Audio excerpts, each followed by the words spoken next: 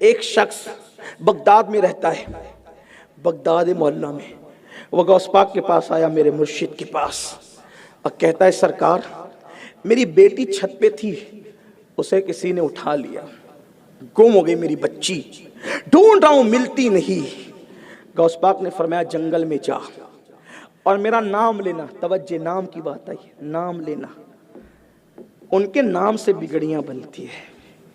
मेरा नाम लेना और नाम लेकर दायरा खींचना। नाम लेने का तरीका ये लिखा है, बिस्मिल्लाही अला नियति शेख अब्दुल कादिर जिलानी अल गौसिल आजम रदी अल्लाह ताला, ये करके दायरा खींचना। दायरे के बीच में बैठ जाना, नाम लेकर दायरा खींचना, दायरे के बीच में बैठना। फिर मखलूक गुजरेगी, कोई तेरे पास आएगा, आकर के तेरी फरियाद पूछेगा, वो बात कर लेना उससे। गौस पाक का वो गुलाम था, दायरा खींच के बैठ गया। रात, जंगल की रात, अलग अलग डरावनी शक्ल के लोग गुजरते गए, लेकिन इसको किसी ने कुछ नुकसान नहीं पहुंचाया। क्यों? गौस पाक के नाम के दायरे में बैठा था। अब आप सोचे, जब गौस पाक के नाम की ये शान है तो नाम मोहम्मद की शान क्या होगी?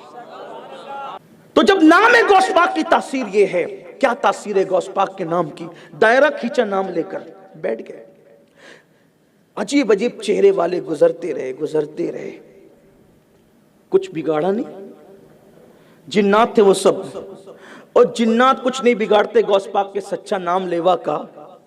ये बेचारे बैतुल माल के पैसे पे पलने वाले अपना क्या बिगाड़ सके?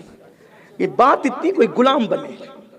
कहानी किस्से की बात नहीं हो रही, हकायक। अभी मैं आपसे नारा नहीं चाहता, मैं आपसे हकीकतों का एतराफ चाहता हूं। बने गुलाम, कोई गुलाम बनकर देखे, वो जुर्रत पैदा होती है। कोई मखलूक कुछ नहीं बिगाड़ सकती। गुजरते रहे, आखिरी में कर्रो फर के साथ आया, देखकर लगता था कोई बादशाह है। उसने बैठा हुआ देखा, वो अपनी सवारी से नीचे उतरा, नीचे उतर के वो लकीर को उसने चूमा, लकीर चूमी। अगर आप बुरा नहीं माने तो एक जुमला कह दूं, शायद जिन्नातों में कोई वहाबियत का फतवा देने वाला नहीं होगा कि चूमना हराम या शिर्क है। सुभान अल्लाह। और उस दौर में तो इंसानों में भी कोई नहीं था फतवा देने वाला, लेकिन उसने लकीर चूमी। कौन सी लकीर? हर लकीर नहीं, जो मेरे मुर्शिद गौस पाक के नाम से लकीर खींची गई थी, वो लकीर चूमी। और वो लकीर के बाहर ही बैठ गया और बैठ करके कहा क्या हाजत है तुम्हारी? तो उसने कहा मैं गौस पाक का गुलाम हूं, मेरी बेटी छत से गुम हो गई, गौस पाक के पास गया था, सरकार गौसुल आजम दस्तगीर ने मुझे यहां भेजा और ये अमल करने के लिए कहा। उसने कहा कि इस बदबख्त गुस्ताख ने इस गुलाम गौस आजम की बेटी ली है, उसको बुलाया जाए। उसको पकड़ के लाया गया तो बच्ची भी उसके पास मौजूद थी, वो जिन भी मौजूद था।